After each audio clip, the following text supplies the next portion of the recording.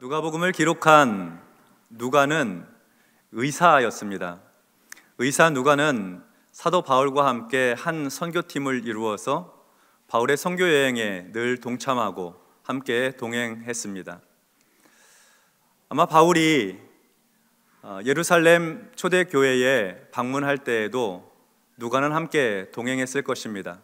그리고 그곳에서 초대교회의 수장격인 베드로도 만났겠죠. 베드로를 만나면 평소 물어보고 싶었던 것이 많이 있었던 누가는 특별히 베드로가 처음 예수님을 만났던 그날, 예수님을 만났던 날 무슨 일이 있었는지 무척이나 궁금했고 그 이야기를 아마도 자세하게 들을 수 있었을 것입니다.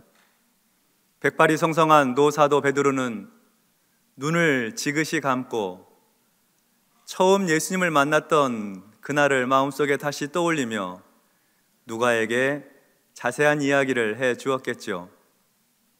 그래서 누가는 베드로의 그 이야기를 듣고 그의 복음서를 적을 때 자세한 이야기를 기록할 수가 있었습니다.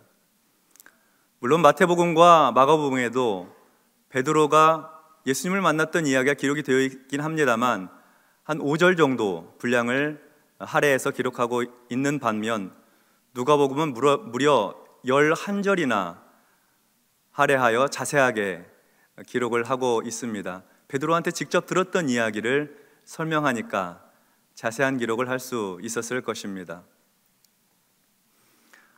베드로는 예수님을 만나기 전에 그의 직업이 어부였습니다.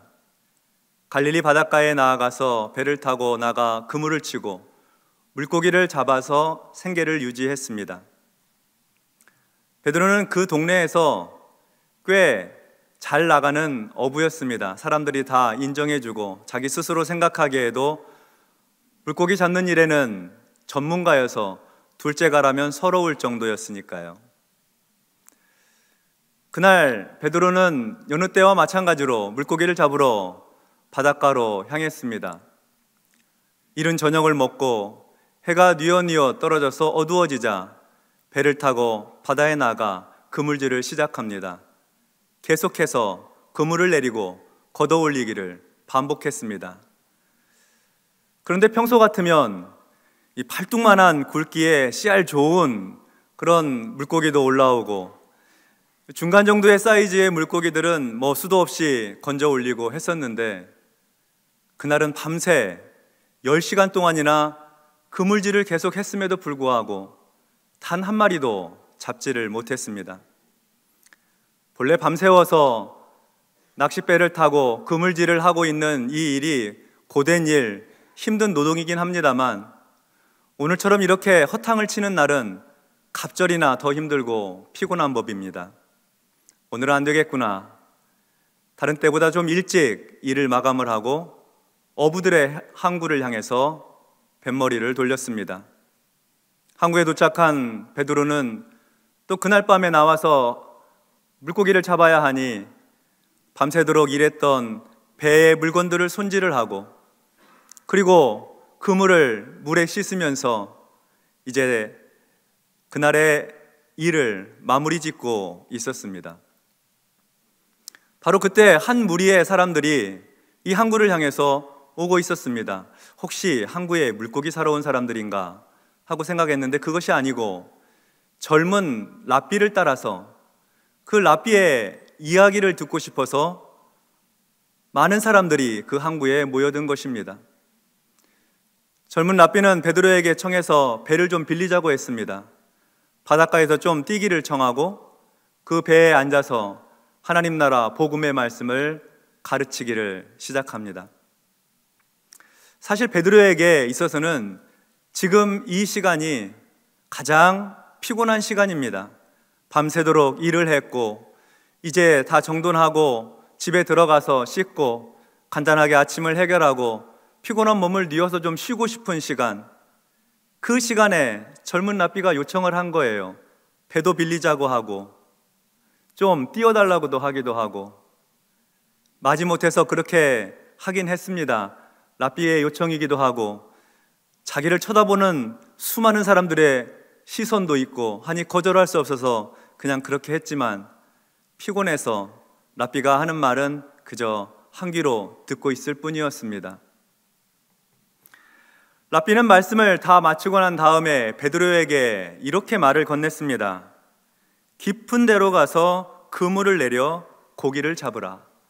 깊은 데로 가서 그물을 내려 고기를 잡으라.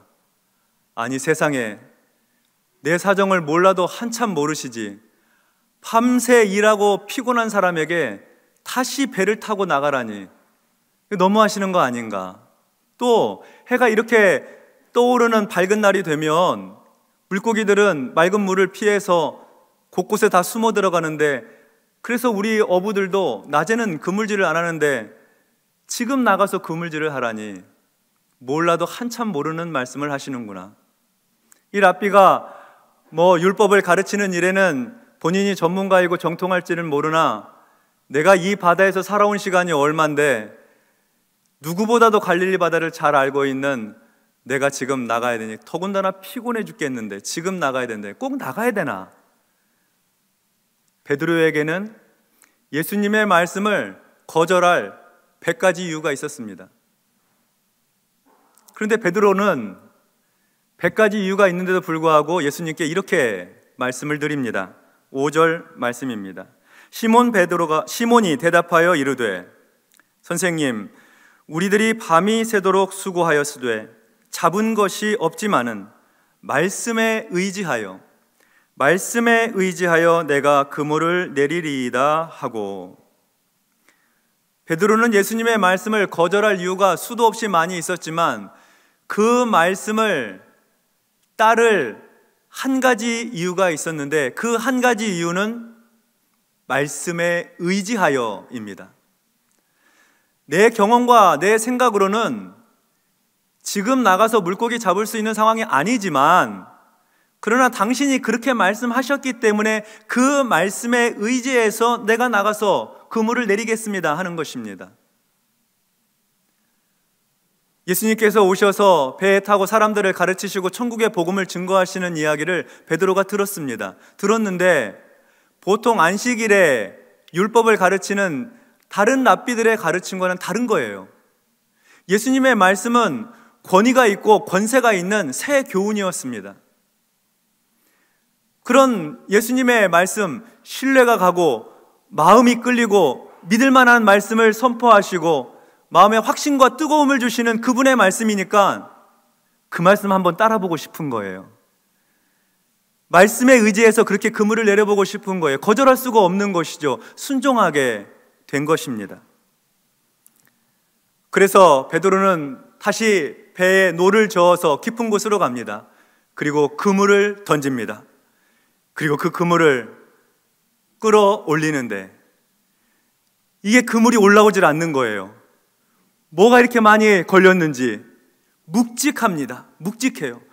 그리고 그물 안에 들어있는 물고기들이 이 파닥거리고 움직이고 몸부림을 치는 이 느낌이 이 그물을 따라서 고스란히 자기의 손끝까지 전달해 오는 거예요. 이거 대단히 많이 잡혔구나. 예. 그물을 끌어올리는데 잘 끌어올려지지도 않을 뿐만 아니라 그물이 찢어지기 시작하는 거예요. 얼른 주변에 있는 동료들에게 도와달라고 청해서 물고기를 같이 끌어올렸는데 두 배에 가득, 배가 잠길 정도로 가득 물고기를 잡게 되었습니다. 처음 있는 일이죠. 꿈 같은 얘기입니다. 베드로는 내가 너무 피곤해서 환상을 보고 있나 생각했을지도 모릅니다.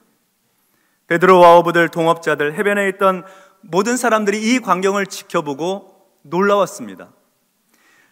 어떤 사람이 평소에 경험하지 못한 굉장히 놀라운 일을 경험하게 되면, 황홀한 일을 경험하게 되면 놀라움과 함께 한편으로는 두려운 마음도 찾아옵니다. 놀라움과 두려운 마음. 베드로의 마음속에 지금 이 겪고 있는 두 가지 상반된 두 가지 마음입니다. 베드로가 예수님의 앞에 왔습니다. 예수님 앞에 와서 무릎을 꿇습니다.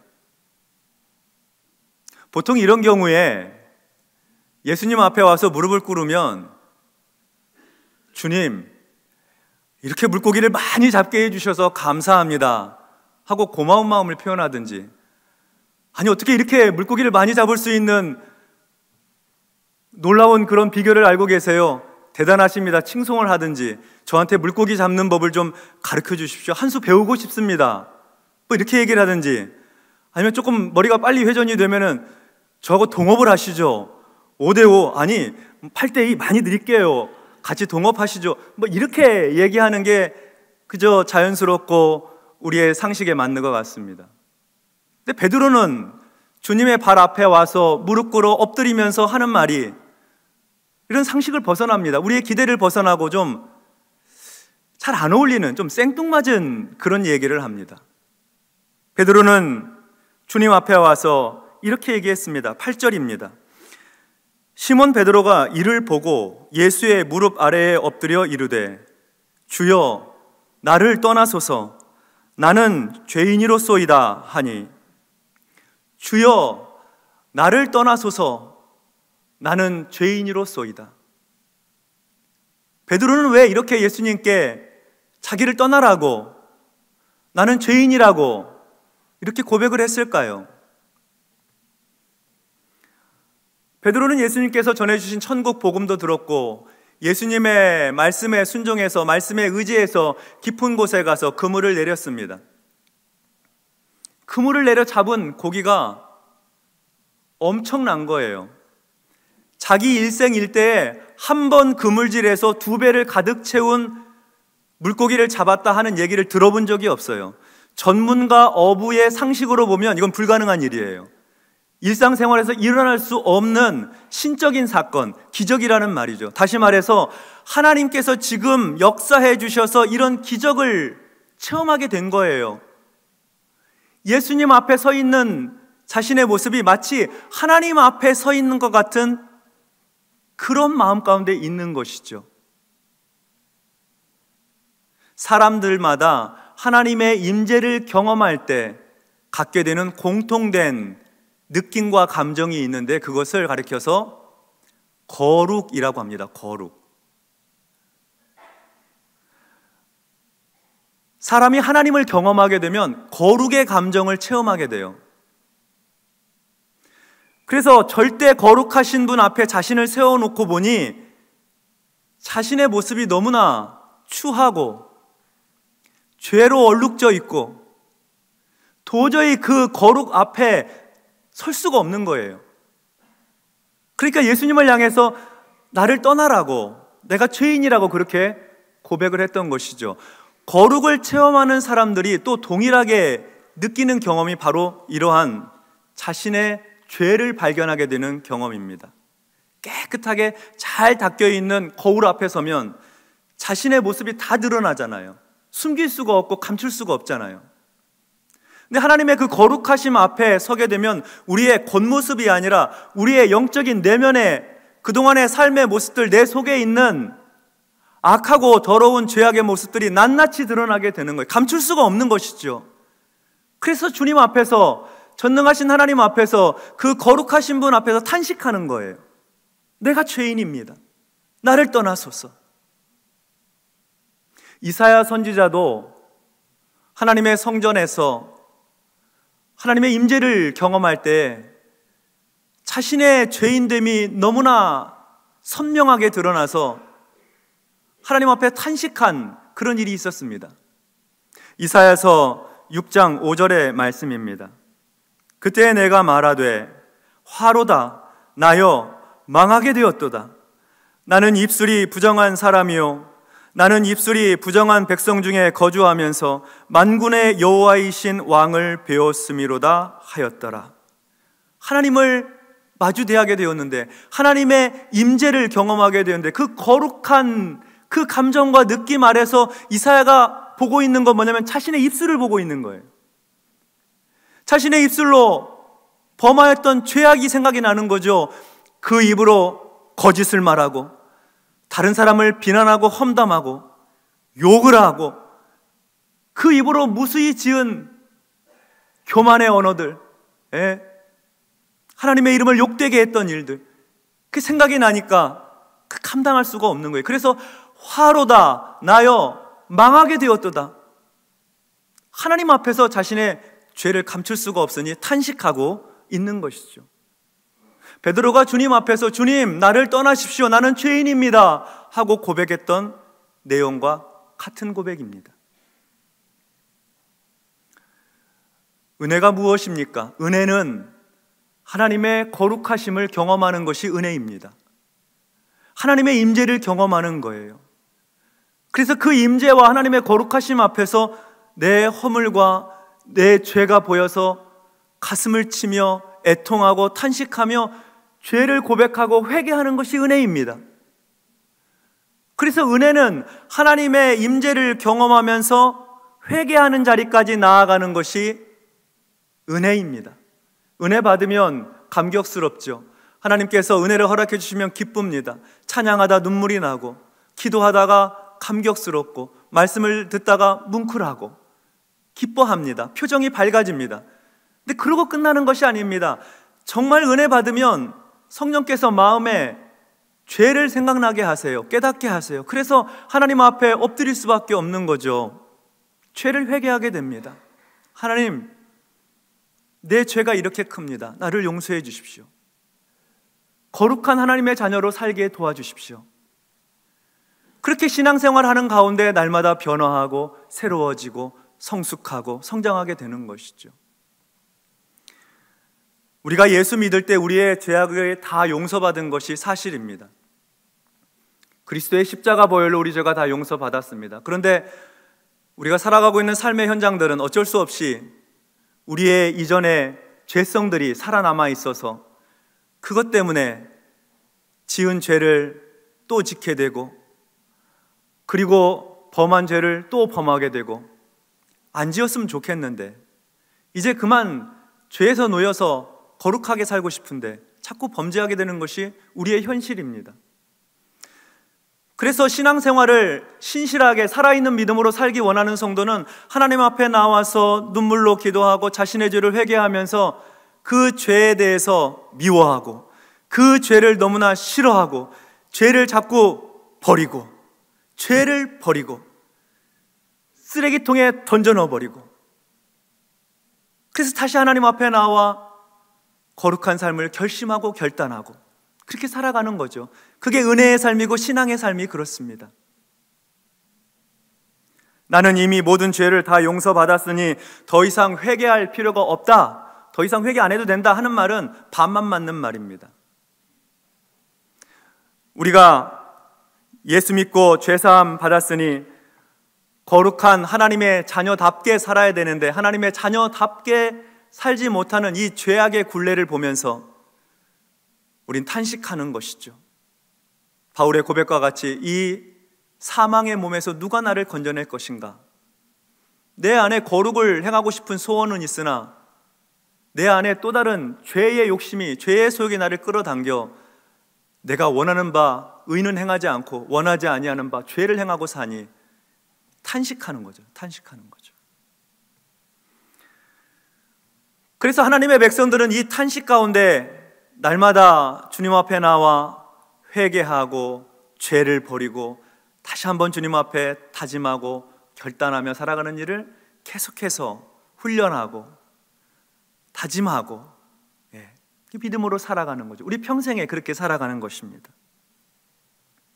성도 여러분, 하나님의 거룩하심을 체험하고 나를 떠나십시오, 나는 죄인입니다, 주님 앞에 그렇게 이야기하고 있는 베드로를 우리 주님은 어떻게 대하실까요? 베드로가 주님을 향해 나를 떠나십시오 그렇게 얘기해서 정말 주님은 베드로를 떠나실까요? 우리가 하나님 앞에 우리의 죄인됨을 보고 탄식하며 하나님 저는 죄인입니다 하고 고백할 때 하나님은 그래 너는 죄인이니 너하고 함께 할 수 없겠구나 하고 우리를 외면하실까요? 우리를 버리실까요?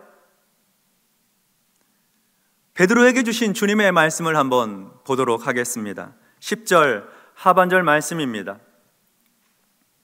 예수께서 시몬에게 이르시되 무서워하지 말라, 무서워하지 말라. 이제 후로는 내가 사람을 취하리라 하시니, 주님, 저는 죄인입니다. 저를 떠나세요 하는 베드로의 그 죄 고백, 회개하는 것에 대해서 주님이 베드로를 멀리하지 않으시고 버리지 아니하시고 그를 가까이 부르십니다.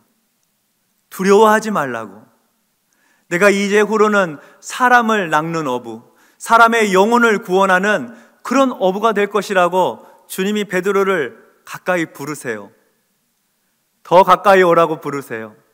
손을 붙들어 베드로를 붙잡아서 곁에 두세요. 가장 가까운 곳에 주님이 부르세요.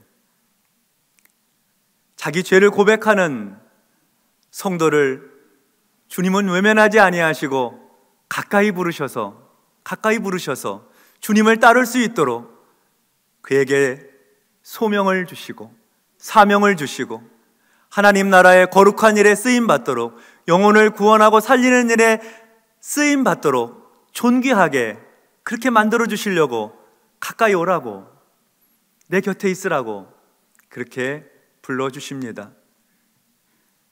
베드로는 주님의 부르심을 받고 감격하였습니다. 그의 인생 가운데 새로운 삶의 전환점이 생긴 것입니다. 인생을 이전과 다르게 새롭게 살 수 있는 기회가 생긴 것이죠. 주님 앞에 회개할 때 주께서 가까이 부르신 사람에게는 언제나 이런 새로운 전환점을 맞이하게 됩니다. 이전과는 다른 삶을 살 수 있는 기회를 얻게 되는 것이죠. 새로운 삶의 전환점에서 베드로는 주님께 이렇게 말씀드리고 있습니다. 베드로의 행동을 한번 보겠습니다. 11절 말씀입니다. 그들이 베드를 육지에 대고 모든 것을 버려두고 예수를 따르니라. 베드로는 예수님의 부르심에 응답했습니다.